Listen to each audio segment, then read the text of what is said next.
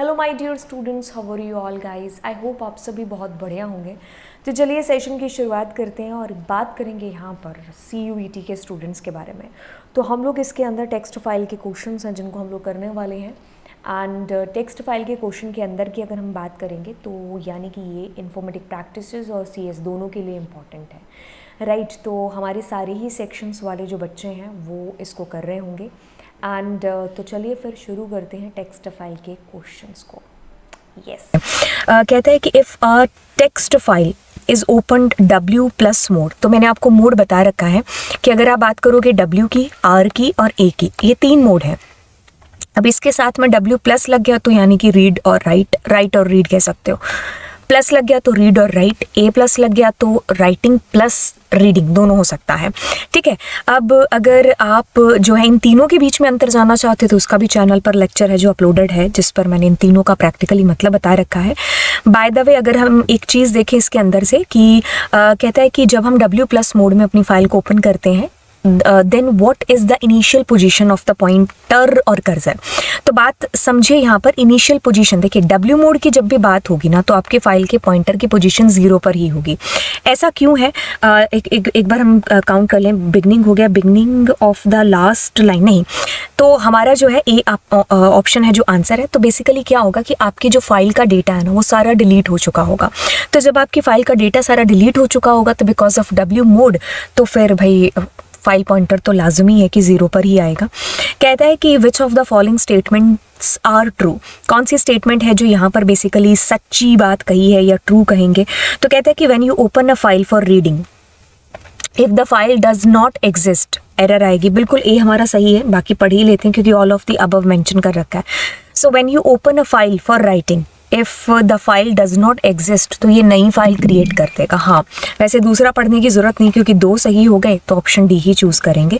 बाकी पढ़ लेते हैं। कहता है कि when you open a file for writing if the file exist the existing file is overwrite. जी हाँ, बिल्कुल, अगर आपकी फ़ाइल ऑलरेडी एग्जिस्ट करती है तो ये उसको ओवरराइट कर देगा। मतलब उसके अंदर जितना भी डेटा होगा वो डिलीट हो जाएगा और नया डेटा उसको ओवरराइट कर देगा। अब ये कहता है कि to open the entire remaining content of the file as a string के फॉर्म में है और सारा कंटेंट चाहिए तो आप रीड फंक्शन का यूज़ करेंगे। तो यहाँ पर रीड लाजमी है कि होना चाहिए, बट अगर यहाँ पर मान लीजिए लिस्ट लिखा होता तो आप कमेंट सेक्शन के अंदर बताएंगे कि आंसर क्या होगा। अब ये कहता है कि text file is opened using the statement, ऐसा कुछ उसने किया है।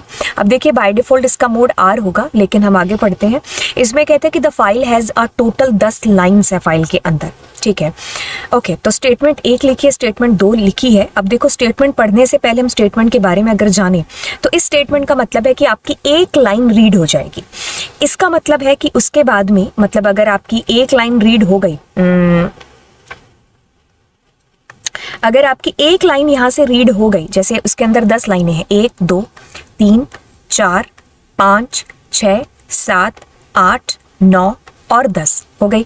तो ये अगर 1 लाइन रीड कर ली तो इसमें 1 लाइन आ जाएगी, ठीक है। फिर आप इस लाइन को चलाते हो तो इसका मतलब है बाकी की बची हुई कितनी, 1 2 3 4 5 6 7 8 9।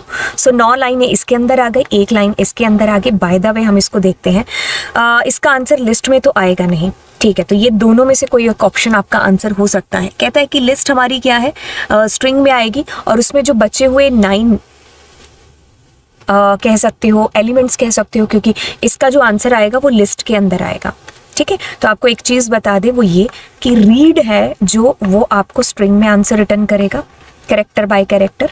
रीड लाइन है, ये आपको एक सिंगल लाइन करेगा और स्ट्रिंग की फॉर्म में, ठीक है। और रीड लाइंस अगर लग जाता है तो वो लिस्ट की फॉर्म में आपको आंसर रिटर्न करेगा। तो इसमें हर एक लाइन, हर एक एलिमेंट बन करके आ जाएगी आपकी लिस्ट का, ठीक है। तो 9 एलिमेंट्स उसके अंदर होंगे। बातों को आगे बढ़ाया जाए, which function of a file object can be use to fetch the current cursor position. तो करंट पोजीशन के लिए टेल, ठीक है, तो टेल का यूज़ करते हैं। मेरे को अभी एकदम नाउ याद आ रहा था क्योंकि अभी मेरी क्लास थी तो मैं उनको स्कूल पढ़ा रही थी, तो उसमें करंट टाइम के लिए नाउ का यूज़ होता है, तो वो मेरे दिमाग में आ रहा था। ओके, अभी आगे चलते हैं। तो देखिए आपकी फ़ाइल है जो W+ मोड में है, यानी कि सारा डेटा पहले का डिलीट हो गया और ये नया डेटा उसमें आ गया। तो उसमें कुछ ऐसा आया होगा, फर्स्ट लाइन, फिर उसके अंदर सेकेंड लाइन, फिर उसके अंदर थर्ड लाइन, ऐसा कुछ आ गया। ठीक है, अब आपने क्या किया, इसको राइट कर दिया, फ्लश फंक्शन यूज़ कर दिया, इसका आउटपुट पर कोई असर होता नहीं है। रीड सीक 0 कर दिया, यानी कि आप यहाँ पर पहुँच गए। अब आप सारी लाइंस को रीड कर रहे हो, तो कितनी लाइनें होंगी, टोटल 3 होंगी। ठीक है, क्योंकि आपका एक लिस्ट बन जाएगा, कॉमा डाल दें, उसमें 3 एलिमेंट्स हो गए आपके लिस्ट के अंदर। आगे चलते हैं। ओके, तो कहता है कि the content of the file named quote.txt, ठीक है, ये आपकी फाइल के अंदर का कंटेंट है। Super duper cool. अब आपको क्या करना है, आर मोड में फाइल ओपन हो जाती है। ओके, तो 10 कैरेक्टर रीड हो जाते हैं, तो 10 कैरेक्टर करें रीड।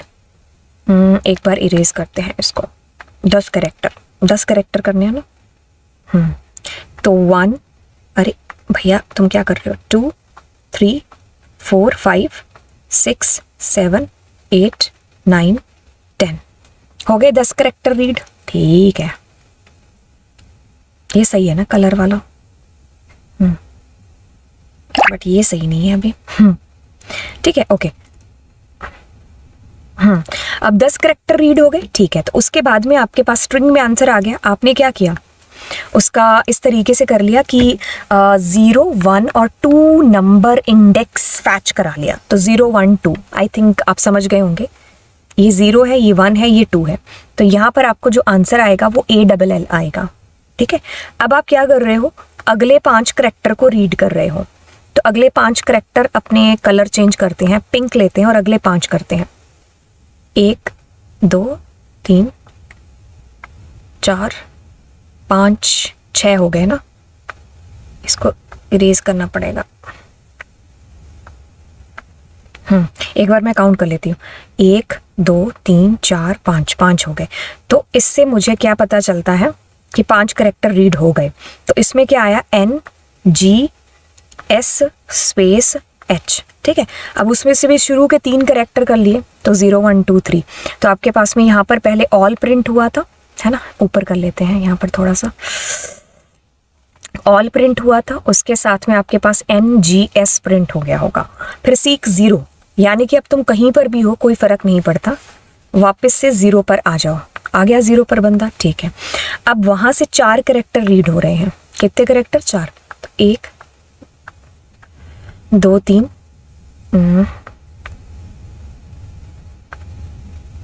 1 2 3 4, है ना, मैंने टी हो गया, खैर छड्डो, है ना। सो 1 2 3 4, ठीक है, 4 हो गए। अब वहां से आप शुरू के 3 कर रहे हो, तो शुरू के 3 का मतलब ऑल, तो हम गलत नहीं है, तो ALL आएगा। एक बार चेक करते हैं इसके ऑप्शन के अंदर, ऑल ऑल ऑल ऑल, बीच में क्या है, NGS, A आंसर होगा। ठीक है, राइट। अब आगे पीछे करके लेक्चर को देख लेना, बाकी इसमें बात होती है। कहता है कि what will be the most correct option for possible output of the following code. ठीक है, given that the code execute without any error. आपने आर मोड में फाइल को ओपन कर लिया, 150 कैरेक्टर थे उसके अंदर सारे, मतलब आपकी फाइल के अंदर 150 कैरेक्टर रीड हो गए। ठीक है, अब पता नहीं कितने कैरेक्टर हैं हमें, तो it can B 150, it can be less than 150, but let's suppose कि अगर आपने 150 दिया तो उसमें 150 लेंथ आ जाएगी। तो यस, इसका आंसर ऑलवेज तो नहीं होगा। ऑप्शन देखते हैं नीचे, हाँ, द ऑप्शन इज ये वाला correct, because it can be less than 150 और it can be equals to 150, है ना। तो इस ऑप्शन को हम ये हटा, है ना, हटा सावन की घटा, तो ये हमारा ऑप्शन हो सकता है। It can be less than 150 और it can be equals to 150, है ना, क्योंकि आप इतने श्योर तो नहीं हो सकते, बिकॉज उसके अंदर यू डोंट नो कितना डेटा पड़ा हुआ है। चलिए आगे चलिए, कहता है कि for the following Python code what will be the data type of various XYZ। Okay, आपके पास में यहाँ स्ट्रिंग में डेटा आएगा बोले तो, यहाँ पर स्ट्रिंग में डेटा आएगा बोले तो, यहाँ पर लिस्ट में डेटा आएगा बोले तो। SSL कहाँ लिखा हुआ है, वही हमारा आंसर है। अभी तो बताया था थोड़ी देर पहले। अब आपको क्या करना है इसके अंदर,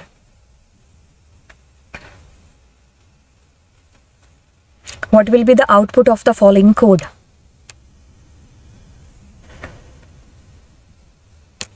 इसमें क्या आएगा, आपकी पहली लाइन आ जाएगी, है ना, क्या आ जाएगा, डू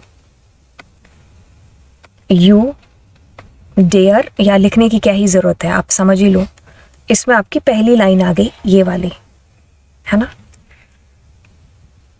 फिर आपने क्या किया, उसको स्प्लिट कर दिया उस लाइन को। तो अगर हम गलत नहीं है तो हम स्प्लिट कर दें इसको।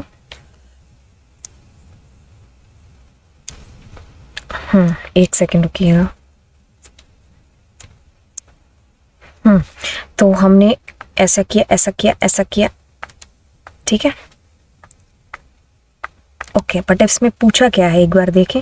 अब W के अंदर क्या आएगा, डू आएगा, फिर यू आएगा, फिर डेयर आएगा, फिर स्टे आएगा, फिर डू यू डेयर गो इन। उसके बाद में आपके पास में आएगा हाउ मच वाली लाइन, फिर वो आपकी एक लिस्ट बन जाएगी। देखिए इसमें क्या हो रहा है, एक एक करके एक एक लाइन आ रही है, फिर ये वाली लाइन आएगी, फिर ये वाली लाइन आएगी, और फिर ये वाली लाइन आएगी, बराबर बात। उसके बाद में आप क्या कर रहे हो, हर एक लाइन को एक लिस्ट बना रहे हो, जैसे मैंने पहली लाइन को लिस्ट बनाया वैसे। अब आप क्या कर रहे हो, उस लाइन का जो एक एक एलिमेंट है तो वो देख रहे हो कि आप किसकी लेंथ है जो ज़्यादा है। ये मुझे जावा का प्रोग्राम याद आ रहा है, हम लोग करते नहीं है कि पूरे में किसकी जो लेंथ है वो सबसे ज़्यादा है। तो उसमें से सीधा ही हम देख लेते हैं जो सबसे बड़ा वर्ड है वो कौन सा लिखा हुआ है। जैसे हम कंफ्यूज हो रहे हैं तो यहाँ पर कंफ्यूज्ड बड़ा लिखा हुआ है। इसको एक बार काउंट करके देखते हैं, 1 2 3 4 5 6 7 8, 8 आपका आंसर होगा। आइला 8 तो इसके अंदर है ही नहीं है। इसको एक बार रन करके देखते हैं, फिर 8 इसके ऑप्शन में नहीं है। चंद मिनट दीजिए, इसको कॉपी पेस्ट ही करते हैं। टाइप तो क्या ही करेंगे, कॉपी अंदर, copy copy copy copy, paste paste paste paste.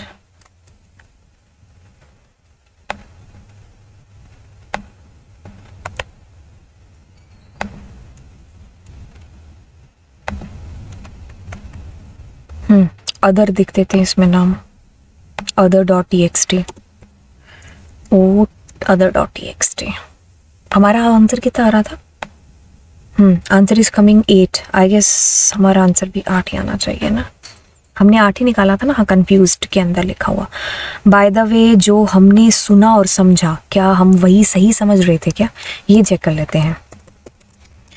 Print और प्रिंट लाइन करते हैं। Okay that's cool. हाँ ठीक है, अगर मैं वर्ड्स करती हूँ तो WORDS।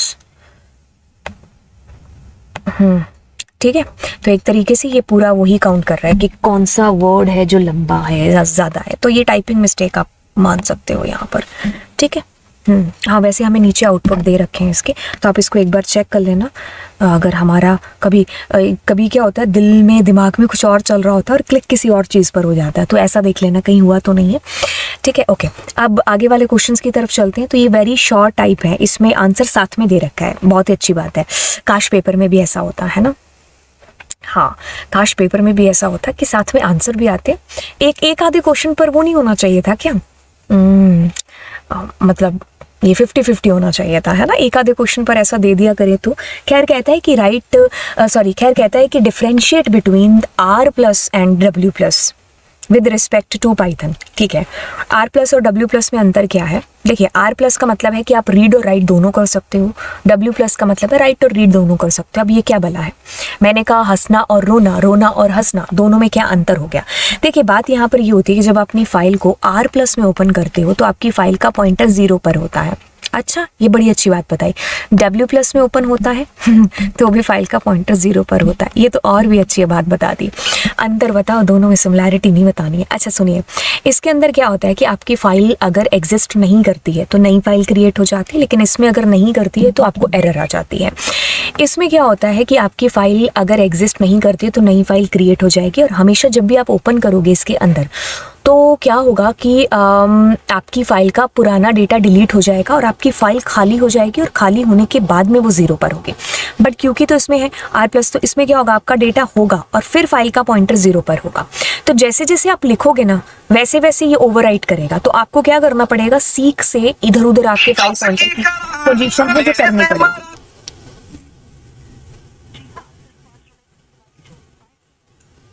है ना। ओके, फिर क्या बात होती है, हम किसकी बात कर रहे थे, कंपनी वाले भुला ही देते हैं, क्या ही तो बात है ना। आजकल तो ट्रू कॉलर भी नहीं बताता है कि कंपनी वालों का फ़ोन है। इतना प्यारा सा नंबर होता है, ऐसे इस उठा लेते हैं, सोचते पता नहीं किसका होगा, है ना। हाँ चलिए खैर आगे चलते हैं। हम क्या ही बता रहे थे, R+, है ना। तो R+ में क्या होगा कि आपकी फाइल का जो पॉइंटर होगा ना, आपकी फाइल का जो पॉइंटर होगा वो क्या होगा, 0 पर होगा। अब इसमें बात ऐसे आती है R+ के अंदर कि जैसे आपने कुछ भी है जो लिखा, लेट्स सपोज कि if you have written there, मैंने लिखा ABC। अब क्या होगा कि जैसे आपने इस पर कुछ ओवरराइट करना चाहा तो B लिखा होगा, तो B की जगह जैसे मैं M कर रही हूँ तो एक एक करके कैरेक्टर आपका ओवरराइट हो जाएगा। लेकिन W+ में तो आप पहले लिखोगे फिर फाइल पॉइंटर को इधर उधर करके उसको रीड करोगे, लेकिन इसमें तो ऑलरेडी लिखा हुआ आप ओवरराइट कर सकते हो, अदरवाइज आप फाइल पॉइंटर को इधर उधर पहुंचा करके कर सकते हो।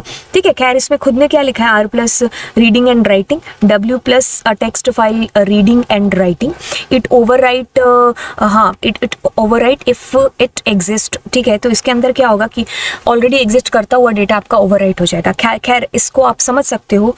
मैं अगर आपको अपना लेक्चर दिखाऊं, अरे भाई निकलो। वरुण, हफ्ते के सारे दिनों के नाम बताओ। Sunday, Sunday, Sunday, Sunday, Sunday. ठीक है, तो यहाँ पर देखो ये सेकंड लेक्चर आपको दिखाई दे रहा है ना। तो यस, इसको वॉच कर लेना। ठीक है, उसके बाद में आता है कि आपको क्या करना है, रीडिंग मोड में है। अब ये भी चीज़ बतानी पड़ेगी, है। ठीक है, तो आप क्या करोगे, फाइल ओपन करोगे, टेक्स्ट जो भी एक्सटेंशन लिखोगे, नाम लिखोगे और R मोड में है।